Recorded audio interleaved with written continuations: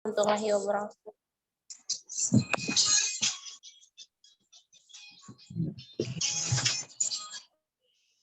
Ya, saya ulangi lagi. Selamat malam. Assalamualaikum warahmatullahi wabarakatuh. Waalaikumsalam warahmatullahi wabarakatuh. Selamat malam. Ya. Malam ini kita pertemuan yang ke-15 ya untuk mata kuliah pendidikan ilmu sosial, dan insya Allah minggu depan kita sudah masuk dengan UAS, ujian akhir semester. Rofi punya surat ada di Prodi ya? Surat sebagai apa tuh? Ya, Bu. Tim apa lagi tuh? Tim angkatan atau gimana? Ada SK-nya. Oke, jadi hari ini kita pertemuan yang ke-15 sehingga nanti minggu depan kita sudah bisa masuk dengan ujian akhir semester. Nah, ujian akhir semester itu tidak jauh-jauh dari materi yang setiap minggu Ibu sampaikan buat kalian. Jadi Ibu lebih kepada pertanyaan analisis berbasis kasus gitu ya. Jadi tidak terlalu banyak menghafal. Anda tidak perlu banyak menghafal materi-materi PS, cukup Anda pahami saja pendidikan ilmu sosial itu seperti apa. Nanti dikasih pertanyaan analisis, dan siapa yang suka menganalisis, suka menjawab berdasarkan retorika, logika, nah itu tuh orang-orang hebat gitu ya, karena menjawab pertanyaan-pertanyaan analisis. Jadi saya nggak ada pilihan-pilihan ganda gitu ya, cabut cicina gundur gitu. Lalu saya tidak akan memberikan pertanyaan di luar materi yang selalu saya sampaikan setiap kali kita kuliah, baik Zoom maupun di ruang kuliah ya. Oke, saya share screen dulu materi kuliah kita. Kalis. Saya sudah kirim daftar hadir ya, silakan mengisi daftar hadir bagi yang kelihatan di chat room.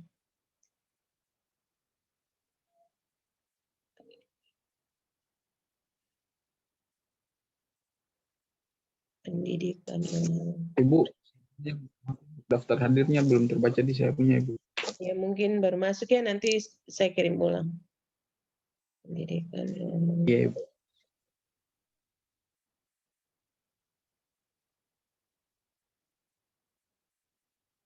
Jadi hari ini kita pemantapan materi saja, dan untuk materi-materi yang dari awal sampai akhir untuk memperkuat pemahaman Anda. Pendidikan ilmu sosial terus di mana?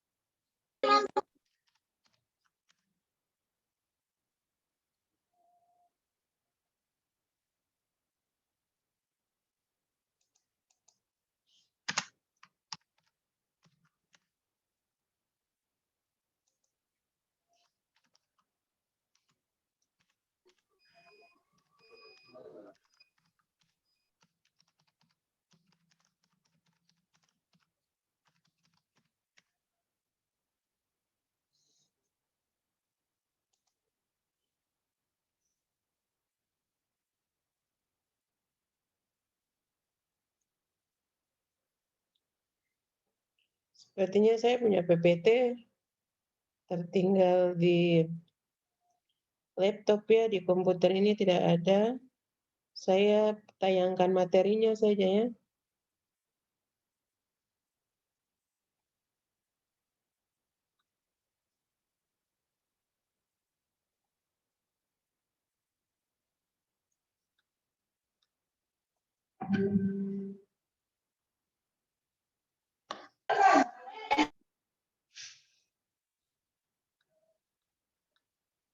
PT.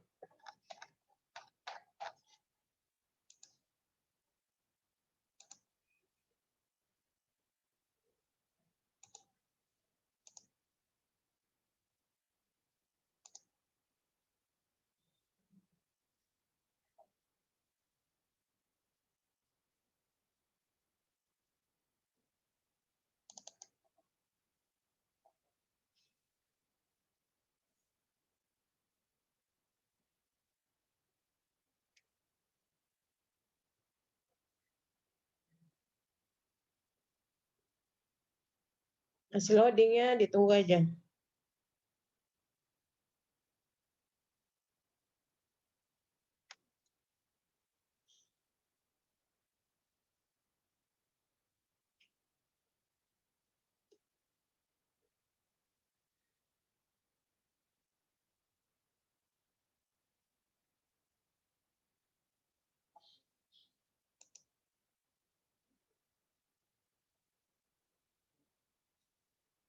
Ini modulnya. Kelihatan tidak di layar HP Anda atau laptop Anda? Sangat jelas Belum kelihatan. terkelihatan Ibu, masih dalam bentuk PDF.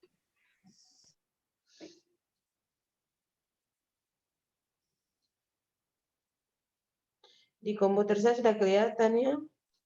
Sambil Anda menunggu keluar di Anda punya HP, kita jalan saja. Jadi setelah mengikuti mata kuliah ini diharapkan mahasiswa itu dia memiliki kemampuan menganalisis konsep-konsep dasar pendidikan ilmu sosial, menganalisis landasan dan sejarah perkembangan pendidikan ilmu sosial di Indonesia, mampu menganalisis masalah tujuan materi pendidikan ilmu sosial, model strategi pembelajaran ilmu sosial di sekolah itu seperti apa gitu ya. Kemudian ini ada banyak sebenarnya nih mengeksplorasi si materi pendidikan ilmu sosial, menjelaskan macam-macam alternatif konsekuensi materi PIPS, menjelaskan macam alternatif organisasi materi PIPS, ini sebenarnya banyak. Cuma memang karena kita dibatasi oleh waktu, sehingga mahasiswa itu memang tidak seperti anak SMP, SMA yang menerima mentah-mentah dari dosen, tetapi mereka juga harus belajar di rumah, memperkaya ilmu, belajar sendiri dari buku, dari internet. Jadi mahasiswa itu wajib belajar sendiri. Dia menerima dari dosen tuh sekitar 30%, 25% ya, 75% tuh dia harus mencari, menggali ya, sehingga menambah pengetahuan dia. Karena memang konsep pembelajaran di perguruan tinggi dan di SMA itu beda, apalagi di SD. SD, SMP, SMA itu benar-benar guru harus menyampaikan materi 75%, siswa mencari 25%. Nah, pembelajaran perguruan tinggi tidak seperti itu. Makanya kadang-kadang Anda heran, dosen cuma masuk berapa menit sudah pulang, berapa menit sudah pulang. Itu bukan dong korupsi waktu, sebenarnya bukan. Tapi mereka memberikan kesempatan kepada Anda untuk belajar sendiri, belajar mandiri, belajar sebanyak-banyaknya dari berbagai literatur yang ada ya. Bisa belajar dari buku, bisa belajar dari internet, ya, bisa berdiskusi dengan teman-teman. Ya, Anda bahkan untuk pendidikan ilmu sosial Anda bisa belajar di alam gitu ya, dengan belajar berinteraksi dengan sesama, belajar interaksi dengan masyarakat. Anda belajar bukan cuma dari orang dengan kalangan pendidikan yang tinggi seperti Anda juga bisa belajar dari masyarakat menengah ke bawah ya, masyarakat akar rumput ya, mungkin mereka tidak menempuh pendidikan formal sama sekali atau cuma menempuh pendidikan formal di level menengah ya, tidak sampai ke perguruan tinggi. Jadi orang belajar konsep pendidikan ilmu sosial ini harus punya wawasan yang baik, wawasan yang luas karena dia belajar di mana saja.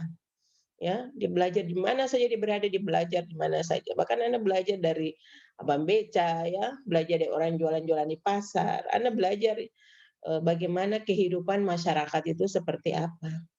Nah, bisa membandingkan kehidupan masyarakat yang berpendidikan dengan tidak berpendidikan seperti apa. Kalau kita membahas tentang attitude, kepribadian, tidak selamanya orang yang tidak berpendidikan itu karakternya atau kepribadiannya jelek. Karena sebenarnya perkembangan kepribadian itu bukan cuma didapat di lembaga pendidikan formal, tapi dia juga belajar melalui pendidikan pendidikan di keluarga dan di lingkungan masyarakat. gitu ya. Oke, sebelumnya kita sudah belajar apa itu, ini tayangan screenshot-nya kelihatan tidak? Tidak kelihatan, Ibu. Oh, tidak Hanya kelihatan ya? iya, Ibu. Tidak Hanya kelihatan cuma modulnya saja, Ibu. Iya, Filenya, modul, Ibu. modelnya modulnya. Oh, modul yang di ini ya, di ini. Iya. Padahal tayangannya saya sudah kirim nih. Coba saya kirim ulang lagi ya. Ya, Ibu. Mudah-mudahan yang kedua ini terkirim. Saya kirim ulang lagi. Iya Bu, ini baru kelihatan. Oh, ini baru kelihatan. Oke. Ya. Ya, kita lanjut ya. Jadi sebelumnya kita sudah belajar tentang apa itu pendidikan, apa itu ilmu sosial, apa itu pendidikan ilmu sosial. Kita pernah belajar tentang konsep IPS, konsep pendidikan ilmu sosial ya. Kemudian kita juga pernah belajar tentang membandingkan perbedaan ilmu sosial dengan ilmu eksakta atau ilmu pasti. Itu juga pernah berdiskusi di kelas tentang itu, kelebihan dan kekurangannya seperti apa.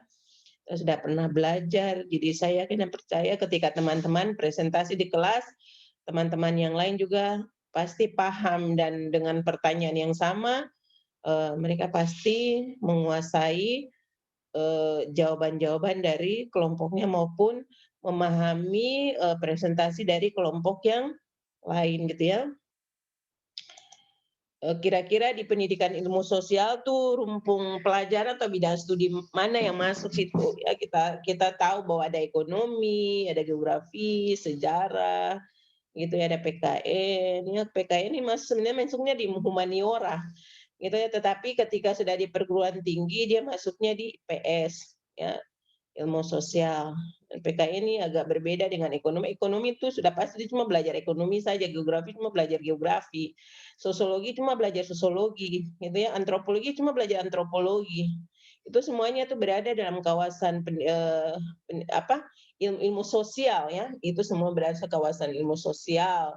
Tapi geografi juga dia bisa masuk di ranahnya pendidikan sains ya, sains atau ilmu pasti. Seperti misalnya saya pernah kasih contoh kayak di geografi, fakultas geografi di GM ya. Rusli Rum Raraisen para apa coba? Mama saya masih di kelas A, Ibu. Iya, yang masalah. Tuh ini ada MB di sini sekarang. Oke. Jadi saya pernah sampaikan bahwa misalnya untuk geografi dia bisa masuk di IPS, bisa juga masuk di ilmu pasti, tergantung kajiannya apa gitu ya.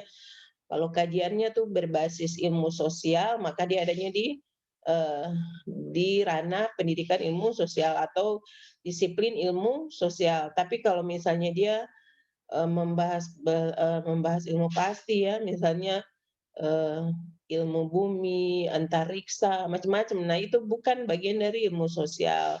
Dia membahas tentang musim, dia juga membahas tentang cuaca gitu ya. Itu bukan bagian dari ilmu sosial, tapi bagian dari ilmu pasti sainsnya. Jadi itu dia bukan kategori ilmu sosial. Oke. Tapi kalau PKN tuh dia itu bidang ilmu yang multidimensi.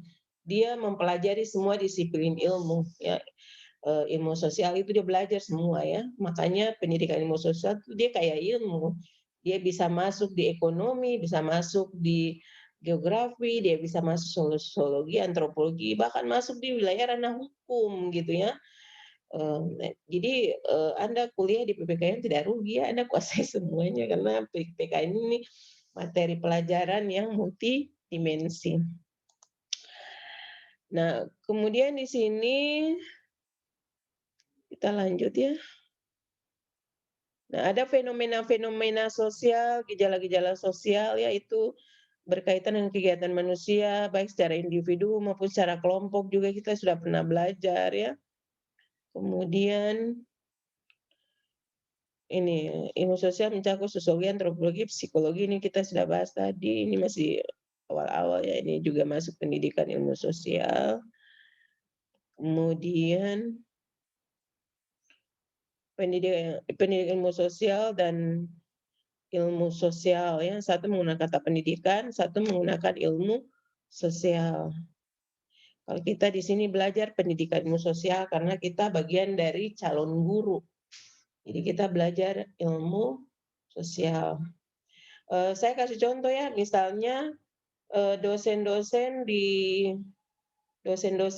sejarah ya, dosen-dosen sejarah itu ada yang basicnya itu pendidikan ilmu sosial, tapi ada juga yang ilmu sosial aja karena dia tidak belajar pendidikan.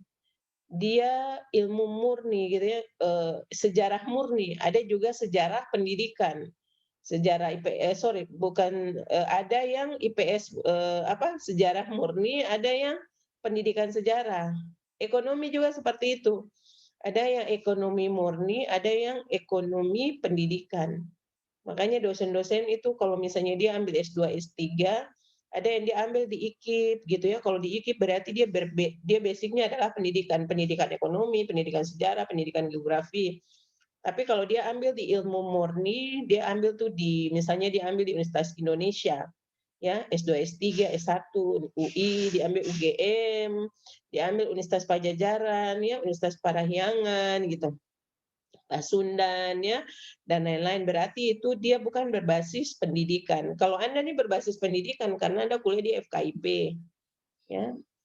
Jadi kita disiplin ilmunya itu adalah berbasis pendidikan gitu ya. Tapi kalau yang mereka tidak kuliah di pendidikan, misalnya ambil ilmu murni, maka itu disebutnya itu bukan pendidikan ilmu sosial, tapi hanya ilmu sosial. Saya pernah bilang tadi ekonomi, ada ekonomi murni, ada ekonomi pendidikan, gitu ya. Kalau di PPKN ini yang semuanya pendidikan ya, dosen Anda di PPKN semuanya pendidikan. Sebelumnya itu suaminya Ibu Abbas itu S1-nya pendidikan, S2, S3-nya itu ilmu murni ya, ilmu murni. Beliau mengambil komunikasi politik. Makanya beliau kemudian berpindah dari PKN ke Fakultas Ilmu Sosial Fisip. Tadinya beliau dosen PPKN, tapi karena S2, S3-nya bukan pendidikan PKN, beliau kemudian mutasi pindah ke Fisip gitu ya. Pak Kaliki, kalau Anda pernah dengar-dengar yang angkatan 2020 kenal Pak Kaliki, itu dosen PPKN dulu, sekarang sudah jadi dosen FISIP ya. Itu suaminya Ibu Abbas. Oke. Kita lewat-lewat saja. Nah, ini landasan perkembangan PIS di Indonesia, pendidikan ilmu sosial di Indonesia. Pernah sepintas juga saya bahas. Nanti materi ini saya kirim di chat ya, chat room ya. Baik, Bu. Saya kirim di chat room, nanti Anda pulang, Anda baca-baca saja. Ya, ada belajar kurikulum juga, kita sebenarnya belum sampai di situ. Tapi nanti saya memberikan ujian sesuai dengan materi yang pernah saya sampaikan ke Anda ya. Nah, ini tujuan pendidikan ilmu sosial, itu ya, mengembangkan kemampuan intelektual siswa, mengembangkan kemampuan dan rasa tanggung jawab. Tanggung jawab sebagai apa? Tanggung jawab sebagai individu, sebagai warga dalam keluarga, warga dalam masyarakat, dan warga dalam bangsa ya. Warga bangsa, bahkan warga dunia ya. Warga dunia. Pernah dengar warga dunia? Rofi? Warga dunia itu apa? Civic global tuh. Ya, kita selain bagian dari warga negara Indonesia, kita juga menjadi bagian dari warga dunia. Cuma bedanya warga dunia itu sehingga ada presiden. Presiden cuma satu negara gitu ya. Kita warga dunia. Contohnya apa yang terjadi di luar negeri dalam hitungan detik, menit, kita langsung tahu di Indonesia. Gitu ya. Kita mau pengen makan makanan yang rasa ala Timur Tengah, misalnya pengen makan kurma, tidak perlu ke Timur Tengah, makannya di Indonesia gitu ya.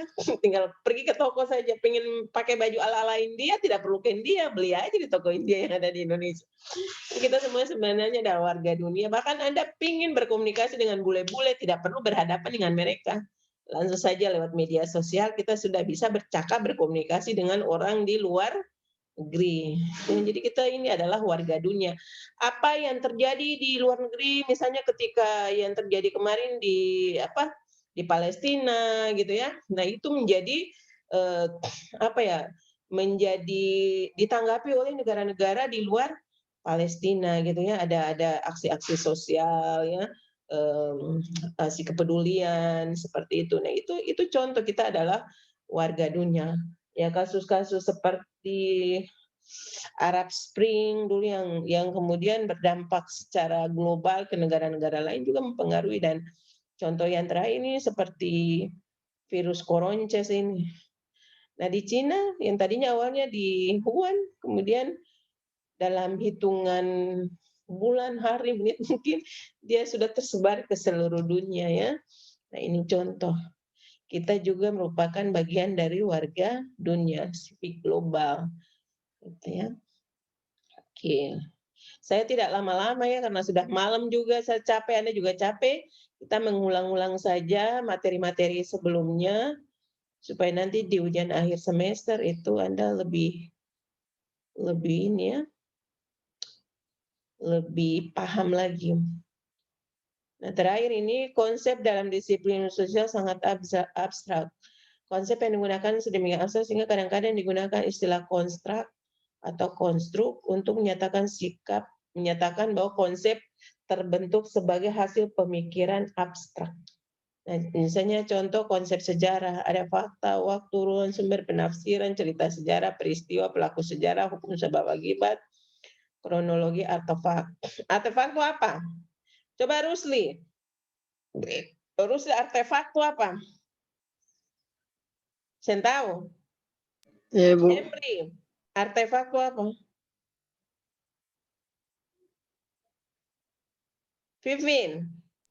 Alat bantu, Ibu. Logam dan tunggu. Alat bantu.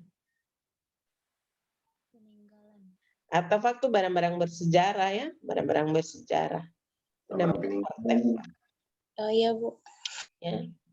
Ya misalnya dong, ada gali-gali tanah nih, kira-kira lu dapat benda yang diperkirakan benda ini sudah 200 tahun gitu ya, atau dapat emas sudah 200 tahun, panci 50 tahun misalnya gitu ya.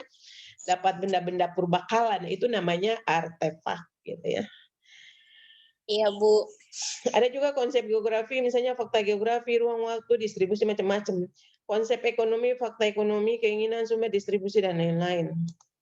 Nah, kemudian institusi, sudah ditambah waktu cuma berapa detik, semenitnya sudah mau habis nih. Oke, saya tutup saja sebelum kita ditutup oleh waktu. Iya, silakan. Saya kirim ulang daftar hadir. Ini ada yang sudah mengirim. Terima kasih sudah membantu saya. Saya kirim ulang daftar hadir. Ya, jumlah 31 minus saya, tambah ada Afan Basri. Jadi totalnya 31 orang ikut kuliah, 4 tidak hadir ya. Sebelum kita tutup, saya foto dulu perumnya, kita kuliah terakhir hari ini. Sebelum ujian akhir semester. Saya foto dulu. Di videonya diaktifkan ya. Mana kan kamera ini? Oke.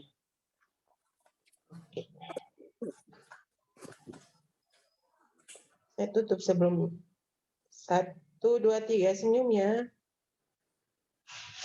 Oke, slide 2. Slide Ibu 2. kayak bebas, Kak. 1, 2, 3. Gaya bebas nih. Silakan gaya bebas. Room 1 gaya bebas. Iya, Bu. 1, 2, 3. Oke, room 2 gaya bebas. Banyak. 1, 2, saya kasih ini dulu supaya agak lebar. Ini kita produk. Oke, sabar ya. 1, 2, 3 gaya bebas. Mantap. Hingga pun senyum saya manis. Ibu memori full. Ya, nanti kemarin saya sudah bikin pengumuman tuh terkait, saya tutup dulu ya, tutup ini dulu rekaman. Jangan tutup dulu. kemarin kita sudah ini tuh saya sudah sampaikan di Zoom, nanti Anda ikut lomba-lomba ada banyak itu ya. Nanti saya tempel, saya belum sempat tempel sih Bu di akreditasi. Ini saya tempel jadi Anda kira-kira masuk di yang mana karena bebas semuanya boleh ikut. Ya, boleh ikut lomba. Ini juga baru ada pengumuman. Anda boleh ambil semester pendek. Nanti saya tempel juga semester pendek ini mulai dari bulan Juli sampai Agustus. Juli Agustus, tapi pertemuan 16 kali bisa setiap hari kuliah, tergantung dosen sih kalau 16 kali pertemuan mau dalam 1 bulan atau berapa hari juga bisa. Nanti Anda silakan mendaftar mulai besok ya. Mulai besok silakan Anda mendaftar untuk kuliah semester pendek. Kalau yang punya rezeki lebih gitu ya. Iya, Ibu. Selesai sebelum waktu. Tepat waktu gitu ya. Pikir demikian kita tutup perkuliahan kita malam ini dengan mengucapkan alhamdulillah. Semoga ujian nanti di minggu depan semuanya bisa dapat nilai A ya. Amin ya Allah, amin. Amin ya Allah. Kemudian belajar ya. Nanti Ibu belum kirim materi ya? Ibu kirim sekarang materinya.